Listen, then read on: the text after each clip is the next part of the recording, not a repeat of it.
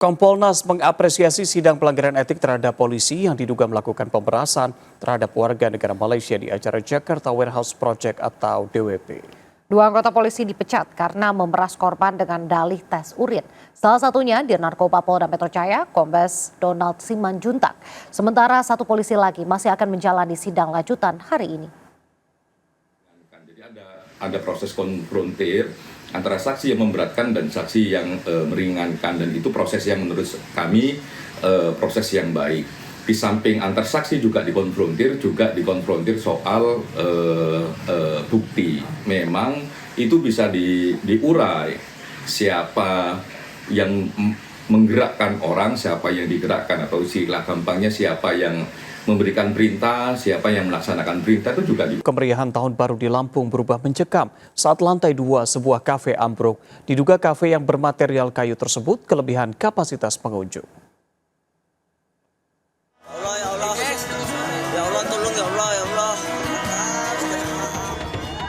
Kemeriahan malam pergantian tahun berubah mencekam saat lantai 2 kafe di kawasan wisata Puncak Gunung Balau, Bandar Lampung, ambruk. Puluhan pengunjung yang berada di atasnya sebagian besar terperosok hingga ke dasar bukit yang terjal. Konstruksi kafe yang hanya menggunakan kayu dan papan ini diduga tidak mampu menahan pengunjung yang melebihi kapasitas. Meski tidak ada korban jiwa, namun 5 pengunjung yang terjatuh dari lantai 2 harus mendapat penanganan medis di rumah sakit.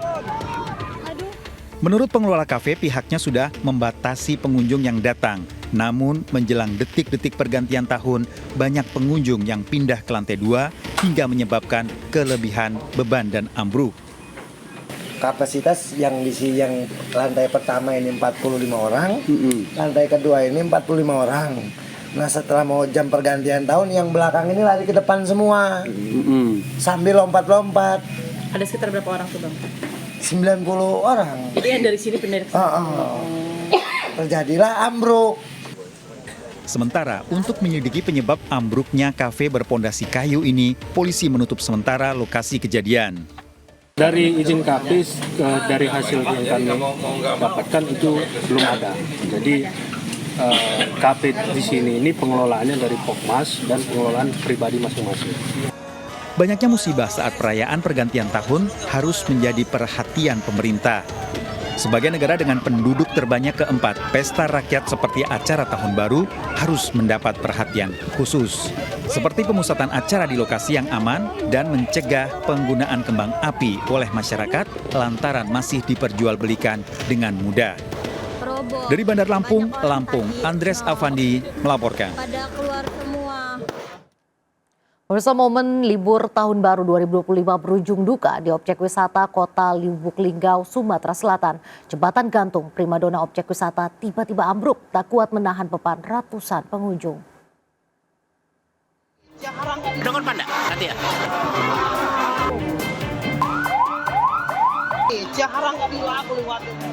Warga berhamburan menyelamatkan diri saat jembatan gantung tiba-tiba roboh di objek wisata Sungai Malus, Kota Lubuk Linggau. Struktur jembatan roboh diduga tak kuat menahan beban pengunjung. Ada korban ya?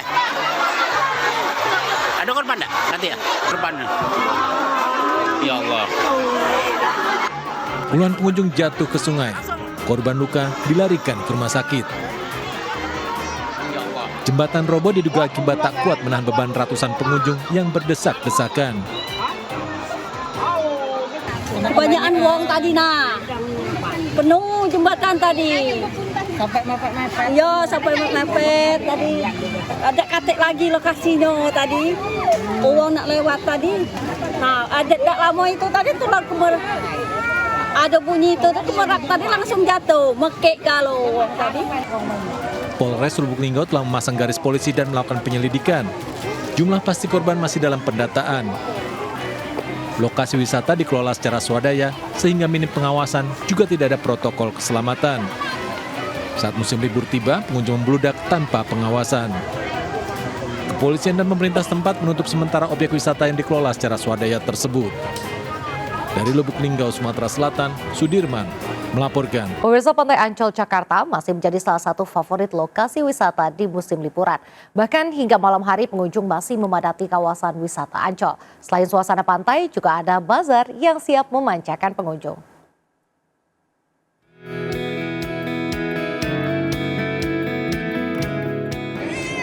Tak hanya di siang hari, lokasi wisata Pantai Ancol Jakarta Utara juga masih dipadati pengunjung pada malam hari. Pengunjung yang didominasi keluarga memadati berbagai titik di Taman Impian Jaya Ancol, terutama di Pantai Indah Ancol.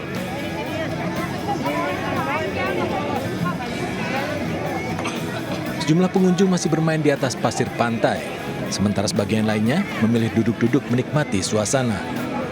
Pengelola juga membuka bazar yang menyediakan berbagai macam barang, termasuk makanan dan minuman.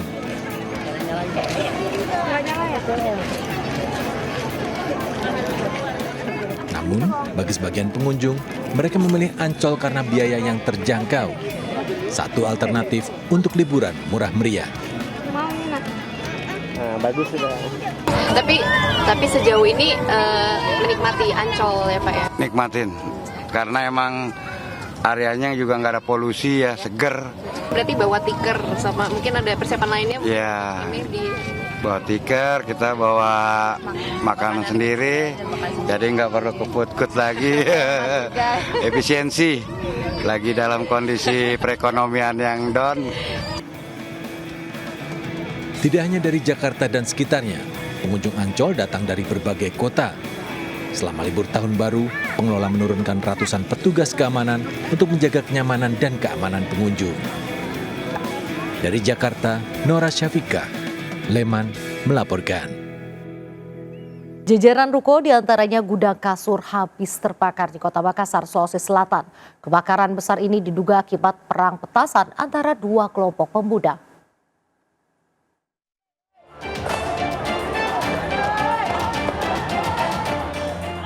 Kebakaran hebat menghanguskan deretan ruko di Jalan Panampu, Makassar, Sulawesi Selatan. 30 armada damkar dengan 150 personel dikerahkan untuk menjinakkan api yang dengan cepat membesar.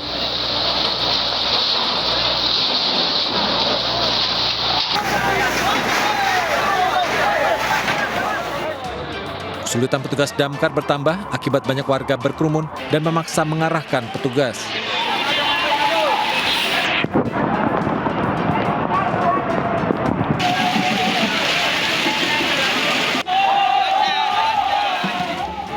Bahkan sempat terjadi pertikaian antara sejumlah pemuda hingga menghambat kerja petugas. Kebakaran diduga dipicu perang petasan antara dua kelompok pemuda. Petasan yang diarahkan ke lawan terlontar hingga ke dalam gudang kasur. Itu akibatnya apa? Karena itu petasan kan maunya dari atas, itu langsung ditembakkan. Jadi dia mengarah ke rumah gudang pembikin kasur, pembikin kursi. Kesulitan ini ada kesulitan karena yang terbakar ini ada semacam karet busa yang terbakar dan itu yang agak lama dipadamkan. Proses pemadaman berlangsung hingga 3 jam akibat banyak bahan mudah terbakar dalam ruko. Kondisi tersebut dipersulit dengan ruko yang terkunci ditinggal pemiliknya berlibur.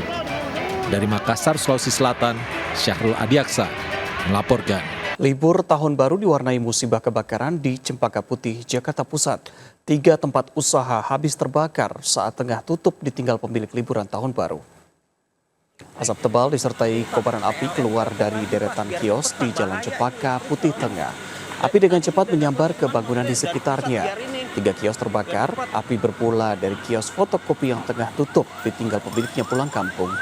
Dugaan sementara kebakaran dipicu korsleting listrik dari ruko tersebut.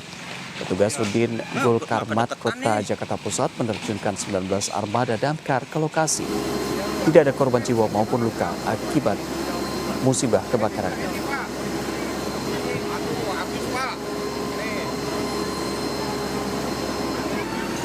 Akibat petasan yang menyambar rumah warga, 3 rumah dan kapal nelayan terbakar di Cilincing, Jakarta Utara. Petugas mengerahkan 8 unit mobil pemadam kebakaran dan puluhan personil.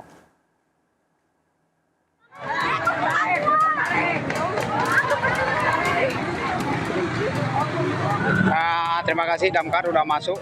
Kobaran api dengan cepat membesar, meluluhlantakkan 3 rumah ini di Jalan Kampung Sawah, Cilincing, Jakarta Utara. Api cepat membesar karena banyaknya bahan kayu membuat kebakaran cepat membesar dan merambat ke sejumlah kapal nelayan yang tengah bersandar. Petugas penanggulangan kebakaran dan penyelamatan Jakarta Utara mengerahkan 40 personil dan 8 mobil pemadam kebakaran untuk memadamkan api. Selama 1 jam berjibaku dengan api, petugas Kul Karmat akhirnya dapat memadamkan api. Dan di Cilincing, yaitu di pinggir kali ya, di pinggir kali yang terbakar adalah rumah yang berbatasan dengan kali, itu untuk perahu nelayan. Yang terbakar ada kurang lebih 3 rumah. 1 orang mengalami luka bakar dan menjalani penanganan medis di Rumah Sakit Koja, Jakarta Utara. Penyebab kebakaran diduga akibat petasan yang menyambar rumah warga. Dari Jakarta, Helmi Sajakbati melaporkan.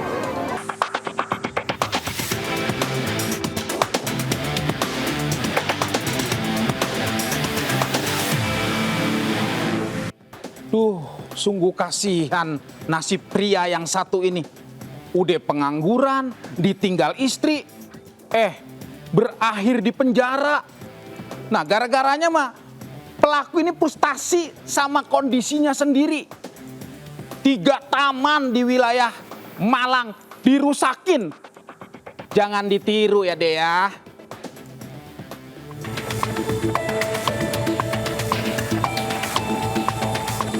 Layaknya kesatria berkuda yang gelap mata, pria berkendara sepeda motor ini dengan sengaja merusak lampu taman di 3 lokasi di Malang, Jawa Timur. Selain merusak lampu Taman Galunggung, pelaku juga menyasar lampu Taman Ijen dan Taman Langsep dalam semalam. Aksi pelaku kemudian dilaporkan Dinas Lingkungan Hidup Kota Malang. Tepat malam Tahun Baru, pelaku dibekuk polisi di sekitar Jalan Wilis. Saat penangkapan, pelaku sempat melakukan perlawanan hingga mengakibatkan seorang poluan terluka.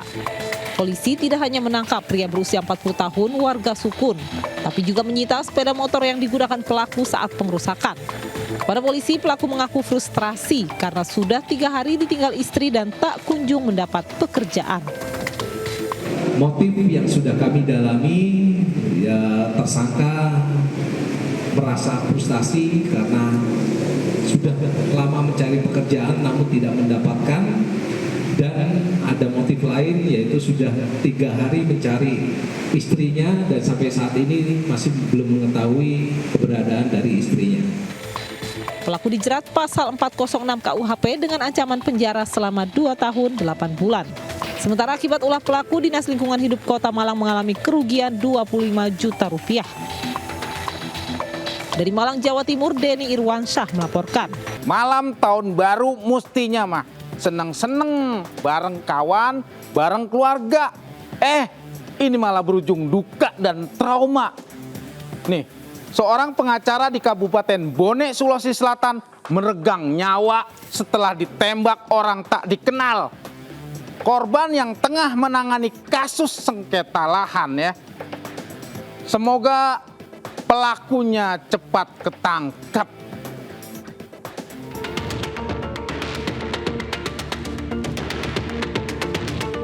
Pengacara bernama Rudi S. Gani di Desa Patuku Limpo, Bone, Sulawesi Selatan tewas di malam pergantian tahun usai ditembak oleh orang tak dikenal atau OTK. Korban tewas dengan luka pada bagian wajah. Insiden berawal saat korban dan keluarganya makan malam merayakan pergantian tahun. Tiba-tiba terdengar suara letusan tembakan. Seluruh keluarga terkejut mendapati korban tersungkur dengan beberapa luka tembakan. Dan dibawa ke puskesmas dan diperiksa di puskesmas berapa hari aja, ternyata korban mengalami luka tembak di bawah mata kanannya. Sejauh ini pelaku kan ada yang diketahui atau gimana? Kasus ini masih dalam lidik dan atau kami masih mengupayakan kasus ini untuk mengungkap. Sementara kakak korban menyebut sebelum insiden terjadi, keluarga melihat sebuah kendaraan mencurigakan di depan rumahnya. Pasca kejadian penembakan, diketahui kendaraan tersebut ikut meninggalkan lokasi. Menurut pihak keluarga, korban tengah menangani sengketa lahan. Ada mobil di luar, parkir 2 kan. Oh, di dekat rumahnya si pada mobil. Ada parkir 2 mobil di parkir mobil. Termasuk mobilnya si korban. Kan namanya pengacara, banyak kasus dia tangani, Pak. Terakhir kasus apa yang kita tahu dia tangani? Kasus-kasus sengketa tanah. Polisi masih menyelidiki kasus ini, termasuk sosok pelaku yang masih diburu. Dari Kabupaten Bone, Sulawesi Selatan, Bulan Sri Indramaya dan Muhammad Nur Bone melaporkan. Malam tahun baru bukannya pada seneng-seneng pesta, ini malah tawuran. Apalagi nih pemicunya cuman gara-gara petasan. Tahun baruan kok malah adu mekanik.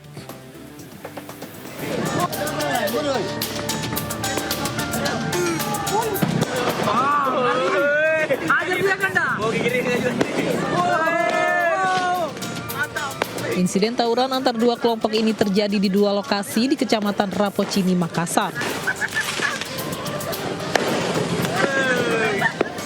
Pemicunya karena main petasan. Awalnya kedua kelompok saling melemparkan petasan.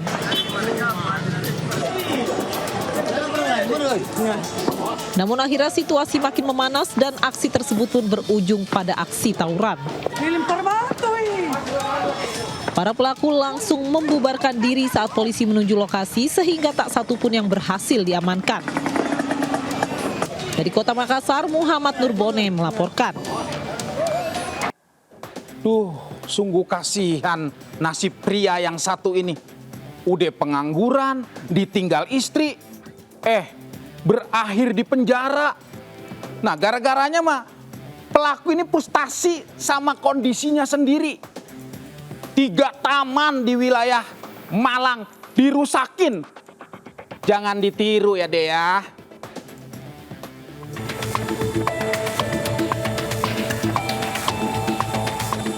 Layaknya kesatria berkuda yang gelap mata, pria berkendara sepeda motor ini dengan sengaja merusak lampu taman di 3 lokasi di Malang, Jawa Timur. Selain merusak lampu Taman Galunggung, pelaku juga menyasar lampu Taman Ijen dan Taman Langsep dalam semalam. Aksi pelaku kemudian dilaporkan Dinas Lingkungan Hidup Kota Malang. Tepat malam tahun baru, pelaku dibekuk polisi di sekitar Jalan Wilis. Saat penangkapan, pelaku sempat melakukan perlawanan hingga mengakibatkan seorang poluan terluka. Polisi tidak hanya menangkap pria berusia 40 tahun warga Sukun, tapi juga menyita sepeda motor yang digunakan pelaku saat pengerusakan. Kepada polisi, pelaku mengaku frustrasi karena sudah 3 hari ditinggal istri dan tak kunjung mendapat pekerjaan. Motif yang sudah kami dalami, ya tersangka merasa frustasi karena sudah lama mencari pekerjaan namun tidak mendapatkan, dan ada motif lain yaitu sudah 3 hari mencari istrinya dan sampai saat ini masih belum mengetahui keberadaan dari istrinya. Pelaku dijerat pasal 406 KUHP dengan ancaman penjara selama 2 tahun 8 bulan. Sementara akibat ulah pelaku, Dinas Lingkungan Hidup Kota Malang mengalami kerugian 25 juta rupiah. Dari Malang, Jawa Timur, Denny Irwansyah melaporkan. Pemirsa, arus lalu lintas di Jalan Tol Cipularang Purwakarta, Jawa Barat dari arah Bandung menuju Jakarta dini hari tadi padat. Meningkatnya volume kendaraan setelah warga berlibur merayakan Tahun Baru.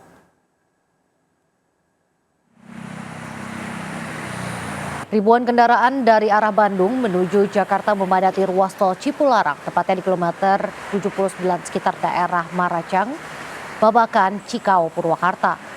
Padatan kendaraan yang didominasi mobil pribadi bernomor polisi letter B ini mengular panjang. Selain itu, banyaknya kendaraan truk pengangkut sembako dari arah yang sama membuat arus bertambahnya padat. Diperkirakan kepadatan arus kendaraan di tol Cipularang dari arah Bandung menuju Jakarta akan terjadi hingga Senin dini hari. Sementara arus dari arah sebaliknya dari Jakarta menuju Bandung terpantau relatif normal. Informasi berikutnya, terungkapnya Harvey Moise dan istrinya Sandra Dewi sebagai peserta BPJS Kesehatan PBI alias gratis kembali menyorot perhatian publik. Pemprov DKI Jakarta beserta instansi terkait akan meninjau ulang dan segera merevisi Pergub tentang kepesertaan dan jaminan pelayanan kesehatan.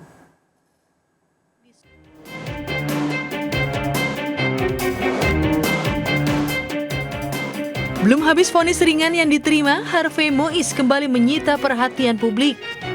Bersama sang istri yang juga merupakan seorang artis, Sandra Dewi, Harvey ternyata terdaftar sebagai peserta BPJS yang disubsidi pemerintah.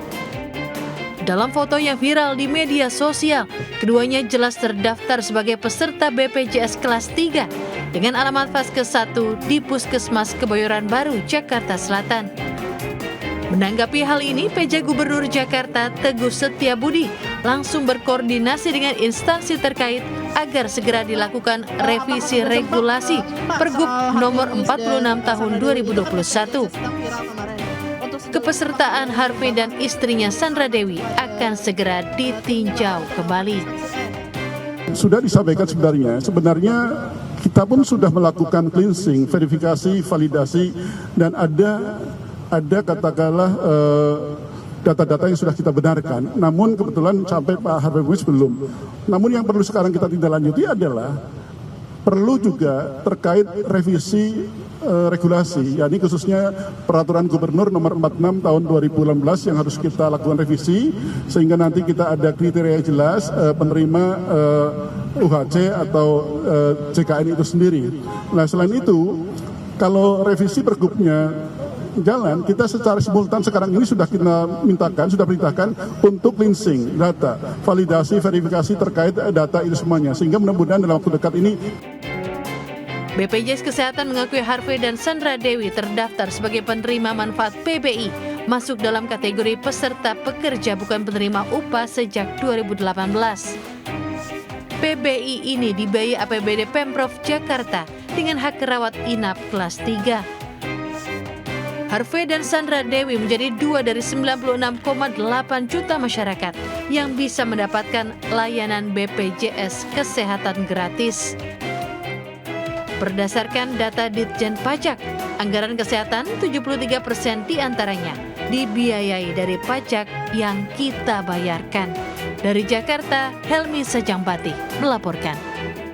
Kompolnas mengapresiasi sidang pelanggaran etik terhadap polisi yang diduga melakukan pemerasan terhadap warga negara Malaysia di acara Jakarta Warehouse Project atau DWP. 2 anggota polisi dipecat karena memeras korban dengan dalih tes urin. Salah satunya di Narkoba Polda Metro Jaya, Kombes Donald Simanjuntak. Sementara 1 polisi lagi masih akan menjalani sidang lanjutan hari ini. Jadi ada proses konfrontir antara saksi yang memberatkan dan saksi yang meringankan, dan itu proses yang menurut kami proses yang baik. Di samping antar saksi juga dikonfrontir soal bukti. Memang itu bisa diurai siapa yang menggerakkan orang, siapa yang digerakkan, atau istilah gampangnya siapa yang memberikan perintah, siapa yang melaksanakan perintah, itu juga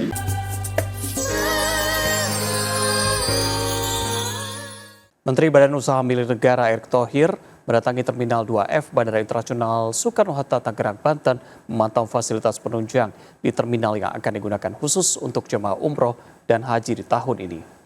Guna memberikan pelayanan yang terbaik, pemerintah pusat terus melakukan segala inovasi pembenahan agar perjalanan ibadah warga Indonesia berjalan dengan nyaman. Salah satu inovasi yang sedang dikerjakan saat ini adalah menyiapkan terminal khusus bagi jemaah umroh dan haji di Bandara Soekarno-Hatta.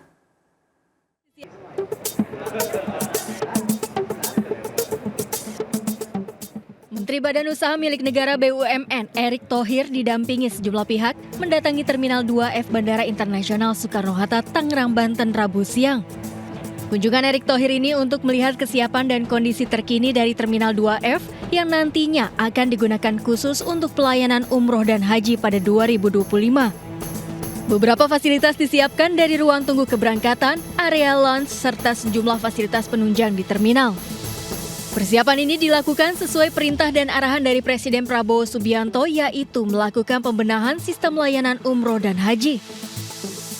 Nah, kita mulai dari airportnya dulu nih. Ya, karena nanti kan pasti kita harus bekerja sama dengan Menteri Agama, Menteri Haji dan Umroh yang memang nanti baru bisa berjalan 2026. Tapi kita coba ekosistemnya kita rapikan dulu.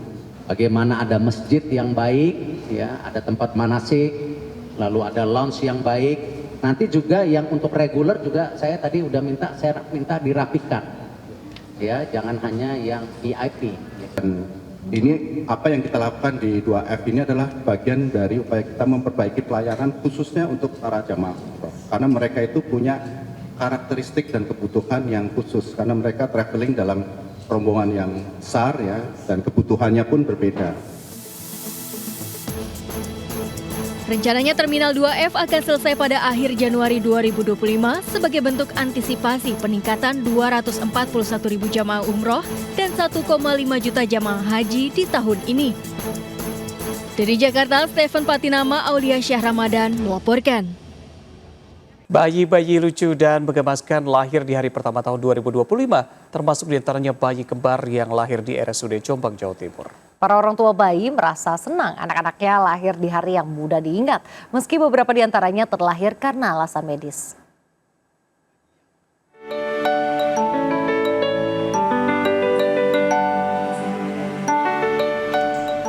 Bayi kembar laki-laki ini menjadi salah satu pasien yang melalui proses persalinan di hari pertama tahun 2025.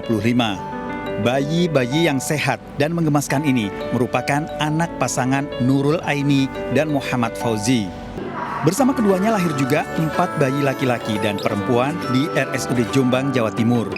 Menurut bidan yang membantu proses persalinan, 5 bayi lahir sesuai hari perkiraan lahir atau HPL. Sementara 1 bayi melalui operasi sesar. 4 lahir spontan, lahir normal dengan persalinan seksi cesarea ada 2, jadi total semua 6. Kondisinya semua alhamdulillah baik, ya sehat, tidak memerlukan perawatan intensif di ruang perinatologi. Ya. 6 bayi mungil juga lahir pada 1 Januari 2025 di Rumah Sakit Umum Daerah Andi Makassau, Parepare, Sulawesi Selatan. Dari ke-6 bayi yang lahir, 4 diantaranya lahir dengan indikasi medis, serta 2 bayi lainnya juga lahir secara sesar. Kondisi bayi dan orang tuanya dalam keadaan baik dan masih menjalani perawatan pasca melahirkan. Sementara 2 ibu yang melakukan persalinan di Rumah Sakit Umum Daerah Dr. Sujati Purwoda di Grobogan, Jawa Tengah pada 1 Januari 2025 mendapat bingkisan spesial dari manajemen rumah sakit. Menurut salah seorang pasien yang memiliki anak yang lahir di hari pertama tahun baru merupakan kado istimewa. Ditambah lagi mendapat hadiah dari rumah sakit meski anaknya dilahirkan lebih cepat lantaran sang ibu memiliki riwayat hipertensi. Tensi darah ya, tinggi jadinya cepat lahiran. Anak keberapa itu? Itu anak keempat. Para orang tua bayi berharap anak-anaknya kelak dapat tumbuh sehat dan cerdas, serta menjadi anak yang berbakti kepada orang tua dan bangsa. Tim Liputan melaporkan.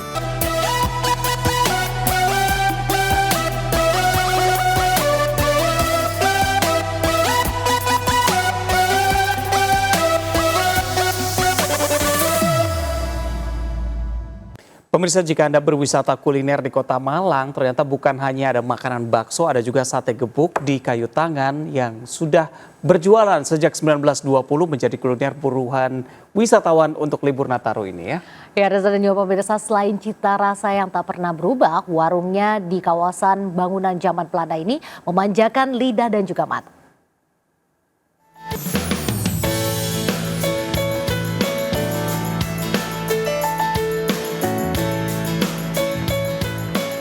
Inilah warung sate gebuk, warung legendaris Kayu Tangan di kawasan Heritage yang kini menjadi tujuan wisata favorit Kota Malang. Sudah ada sejak tahun 1920, kini dikelola generasi ketiga, Ucipto. Menu favorit di sini tentu saja sate gebuk. Sesuai namanya, sate gebuk adalah olahan daging pilihan dengan cara digebuk hingga empuk. Pilihan daging yakni dipilih bagian sirloin dan tenderloin. Jumlahnya pun tidak pernah banyak, dari seekor sapi pasokan tak sampai 15 kg. Untuk memenuhi permintaan pasar, bahkan warung sate gebuk ini mendatangkan dari 4 penyalur.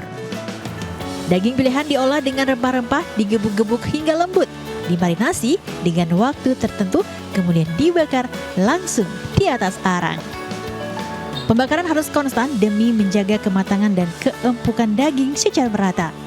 Sate gebuk disajikan dengan olahan kecap sambal khas buatan warung sate gebuk ini sendiri. Dipadu sop segar dengan tempe goreng dan mendol. Tak terbayang kelezatannya enak tenan. Kuliner sate gebuk menjadi salah satu khas Kota Malang yang diburu para wisatawan. Seorang pelanggan setia pun mengaku rasa sate gebuk tidak pernah berubah. Enak, makanannya enak, terus mengenang kenangan sama bapak, almarhum bapak. Bapak suka ngajak ke sini dulu sama keluarga namanya. Sekarang udah meninggal jadi repeat memorinya makan di sini lagi. Satenya itu empuk, terus yang bikin ciri khas itu ini kuah kecap itu. Kalau di tempat lain kan dibakar, udah dikecapin, tapi ini dikasih kecap lagi, terus kalau makan harus pakai kecap lagi. Seporsi sate gebuk berlemak dihargai Rp30.000, sedangkan sate gebuk tanpa lemak dihargai hanya Rp35.000. Gimana liburan ke Kota Malang? Anda mau mencoba sate gebuk? Dari Malang, Jawa Timur, Denny Irwansa, iNews melaporkan. PT MNC Land TBK bersama MNC Peduli menggelar pemeriksaan kesehatan gratis untuk warga di Desa Srogol, Kecamatan Cigombong, Kabupaten Bogor. Ratusan warga sangat antusias mengikuti sejumlah rangkaian pemeriksaan yang dilakukan tenaga medis berpengalaman.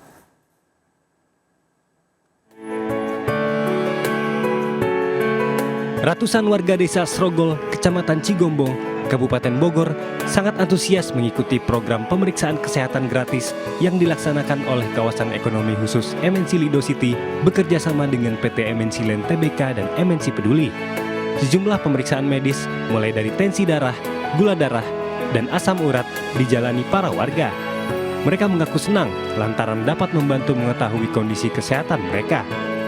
Di sini alhamdulillah ya, hari ini ada kegiatan pemeriksaan kesehatan untuk warga ya.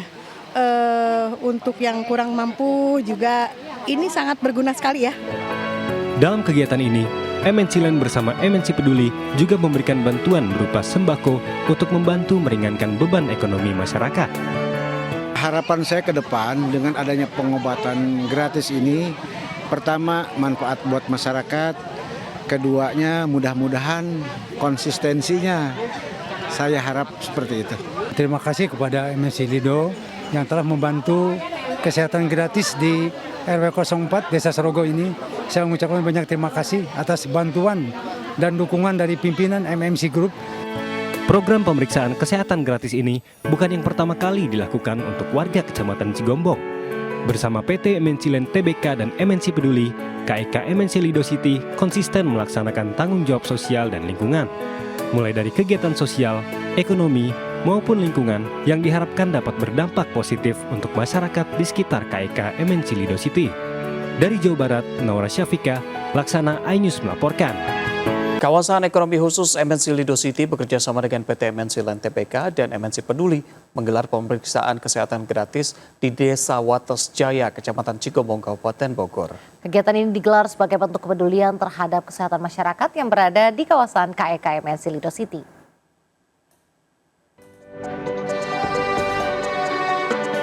Albert beserta istrinya, Siti Anissa, sangat antusias mengikuti kegiatan pemeriksaan kesehatan gratis yang dilaksanakan oleh Kawasan Ekonomi Khusus MNC Lido City bekerja sama dengan PT MNC Land TBK dan MNC Peduli. Sambil menggendong buah hatinya yang masih berusia 8 bulan, pasangan suami istri ini bergegas menuju lokasi di kantor Desa Wates Jaya dan langsung menjalani sejumlah pemeriksaan kesehatan mulai dari tensi darah, gula darah, hingga asam urat. Pemeriksaan kesehatan gratis ini sangat membantu Siti Anissa yang harus mengontrol penyakit gula darah yang sudah dideritanya selama 1 tahun lebih. Ya alhamdulillah, tapi kurang agak sedihnya gitu. Jadi kan kendala istri kan gulanya tinggi. Terus matanya tuh kena katarak gitu. Alhamdulillah menurut saya mah ya sangat bagus gitu. Jadi membantu masyarakat yang membutuhkan gitu. Mudah-mudahan kegiatan ini bermanfaat dari segi bidang kesehatan sehingga dapat melakukan pengobatan gratis untuk masyarakat Desa Wates Jaya. Mudah-mudahan kedepannya pihak MNC Land dan MNC Peduli bisa melaksanakan kegiatan-kegiatan lainnya yang berada di Desa Wates Jaya. Program pemeriksaan kesehatan gratis ini bukan yang pertama kali dilakukan untuk warga Kecamatan Cigombong. Bersama PT MNC Land Tbk dan MNC Peduli, KEK MNC Lido City konsisten melaksanakan tanggung jawab sosial dan lingkungan, mulai dari kegiatan sosial, ekonomi, maupun lingkungan, yang diharapkan dapat berdampak positif untuk masyarakat di sekitar KEK MNC Lido City. Dari Jawa Barat, Naura Syafika, Laksana iNews melaporkan.